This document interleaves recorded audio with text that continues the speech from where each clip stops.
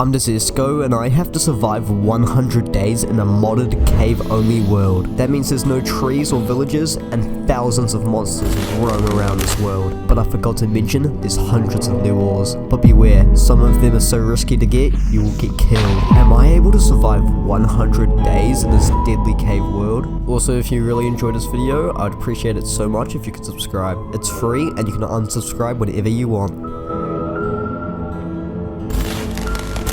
Before we start the video though, I would like to say I started a second Minecraft channel. This will be a Minecraft channel just without 100 day videos. So if you want to watch me do other Minecraft videos, make sure to subscribe. It really means a lot, and if you even want to, you can check the other socials. Anyway, enjoy the video guys. Day 1, I've fallen down into this cave-only world and I get charged by a zombie instantly. I have to go kill it, obviously. But where we are right now won't do, so we have to go find a mine shaft, which we actually quickly did, and when I went down there, I just went and grabbed some wood first so we can make a crafting table. I really need to get prepared by making a pickaxe and everything, because who knows what leaks in this modded world. We started with getting some stone tools and got even more wood and some aluminum ore. But we needed coal to smelt all this aluminum, so I went to go and mine some coal, which doesn't take long. We went to go get some iron while it's smelting as well. These ores are going to be so important when I travel. Who knows what monsters are leaking out there, but it's fine because we went to go grab our aluminum ingots and put the iron in. While we do that, we're going to go make some aluminum tools, such as like a pickaxe and an aluminum sword. We were low on hunger though, and we really need to get some food. On the way, we found some amethyst leaving the cave. This could be useful. On day 4, I found an area to stay for now, and I had to use all this bone meal just to make a little bit of bread. After that, I had to go kill these skeletons. This is going to be very hard. I take a hit at one, but I'm only on 1.5 hearts. I go and kill the other one, only one remaining. I have to go charge it. If I die here, I can lose everything. But I thankfully killed a skeleton. Once I was able to get my hearts back after killing all those mobs, I thought, let's go build a house. I know it was late for shelter and we didn't need anything good for now, but any shelter will do, especially in this cave-only world. Day 5 though was a pretty simple day. Since I had more hearts, I was more confident fighting mobs. Day 6 was a little different though. Although there's mobs everywhere, I needed to go get wood. And I also grabbed some sugarcane below here. This could be useful. We went home though after killing some mobs and finally made a bed. That string came handy. We also used that amethyst we found to make some amethyst leggings. Now look at us, we have good armor. Day 7 to 11, I created iron ingots and a bucket. These are going to be very important for exploring the world, and especially if I want to find a new home. Although I found some cool land, I want to find somewhere better. That was just a temporary home. Anyway, I looked around and I found this cave. I really thought it would look cool if I added some dirt to it and make it a little floor. So that's what I did. I used my shovel and grabbed all this dirt. It was really worth it. After a while, I finally got it done, and it looked really nice. Day 12 was the hard part though, and that was moving to this area. I had to make a bridge to get to it and grab all my wheat, but I noticed there's a horse. I could have gone and tamed it, but unfortunately there are just too much mobs everywhere. I decided to go back since there's so many. I used those crops that I had to go and start a farm over at my new base. Day 13 to 15 was actually starting to build our base, and since I really cared about how it looked, I spent a lot of time on this doorway. I decided to use a little bit of the wood we had too, but also smelted most of our stone.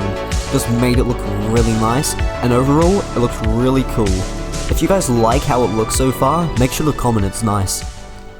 Funny enough, I finally found some animals that actually didn't want to kill me. Who would expect that? But I didn't want these sheep and cow to get away, so I decided to quickly make a little farm. I know it's not good, but anything will honestly do for now. But then a creeper blew it up. Like, no! But it really shows how dangerous this world is, so I have to be more careful. I fixed it up and went to go grab some more iron. This will be helpful for our adventure. And on this adventure, we went to go find another mine shaft. We needed more wood, and we found a lot.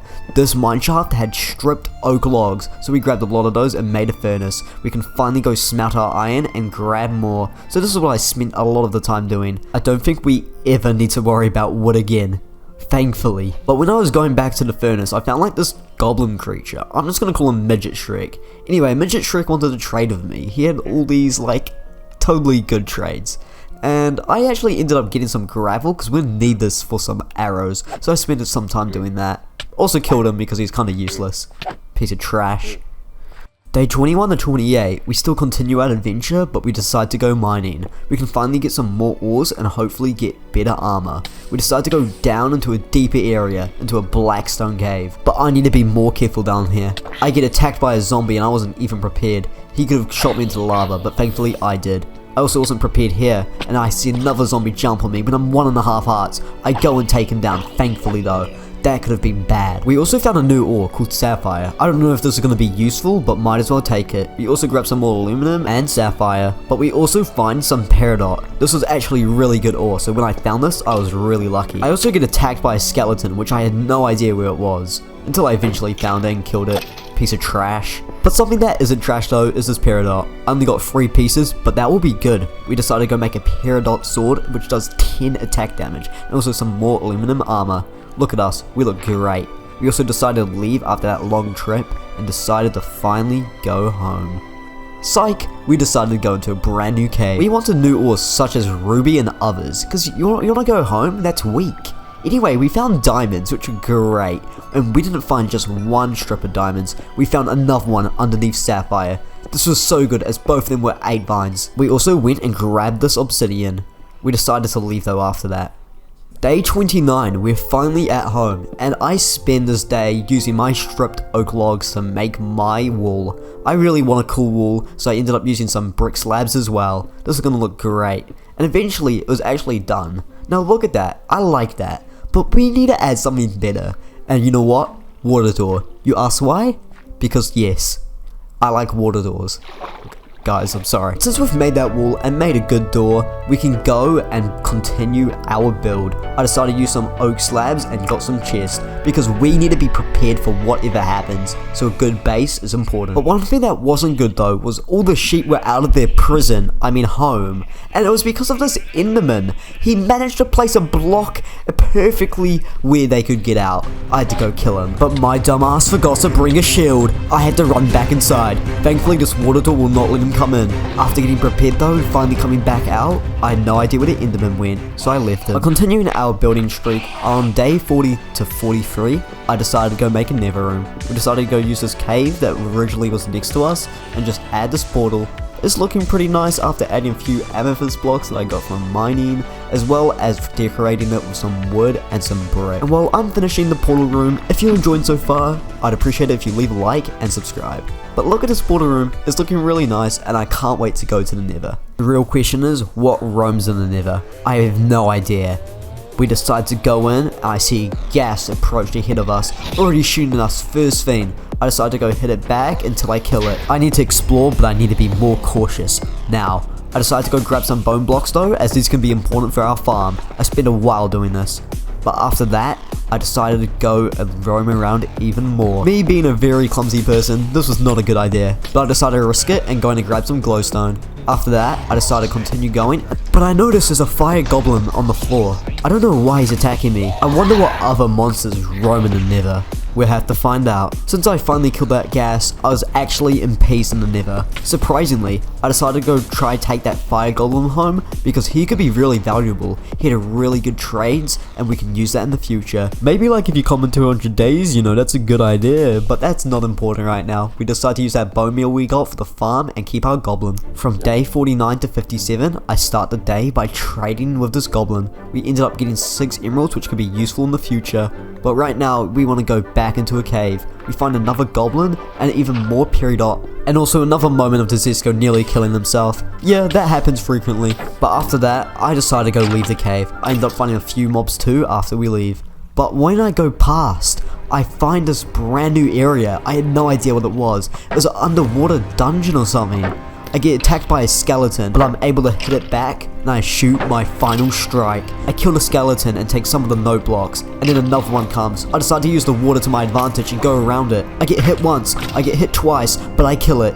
And then I decided I need to leave there. I decide to go back in my boat, but find even a bigger dungeon. And I fall in, unprepared. I keep sinking in deeper and deeper, until I nearly fall into a lava pool. That was close to death. Thankfully that water covered it and made it obsidian. But that obsidian is useless to this dungeon. I have to go conquer it. There's mobs everywhere and I have to go kill them now. I take one down and I see more skeletons. There's actually a spawner, so I have to go break that too. I take another one down and I go and break the spawner. Unfortunately, it did not have that much good loot, but that doesn't matter. As long as we conquered this dungeon, it wouldn't be a worry in the future. We continue our journey though, looking around and find a cave. I went to go in, and I found another dungeon. That achievement's right, because now that is a dungeon. We decide to go down, and there's a massive skeleton army there. I get hit once and I have slowness. Now I'm worried. But I'm Desesko, and I have 5.5 hearts. I can take this. I see both those skeletons bunched up, so I decide to go block it and mine the dungeon spawner. But I take one down, and then the other one down after. It had good enchantment books as well. That was so worth it. We can come out here with a sharpness enchantment as well. That was a good adventure, but now we finally need to get home. Day 58 to 60, our sheep need feeding. They haven't been fed in a long time, like 20 days? They also seem to get a new friend when I'm gone. I guess they're gone now. Anyway, that dungeon I went to, it had a lot of railway parts, since the water broke them all. This meant I could actually have transport to get to the top of this world to the bottom, so this was going to be handy. I just had to build it first, which took a lot of cobblestone. It's fine though, because we had enough rails for it, and it even made a little raft place for our boat. This is going to look nice. We just need to add some redstone torches, which I crafted way too many, and it was done. And it looks great.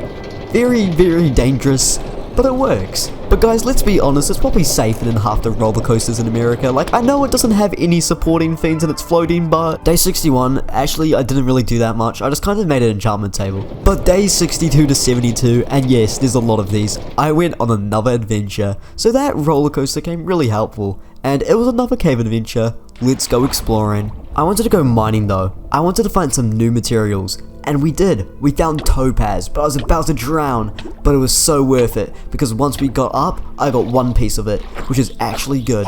There were also tons of mobs to fight, but that was fine because I took them down.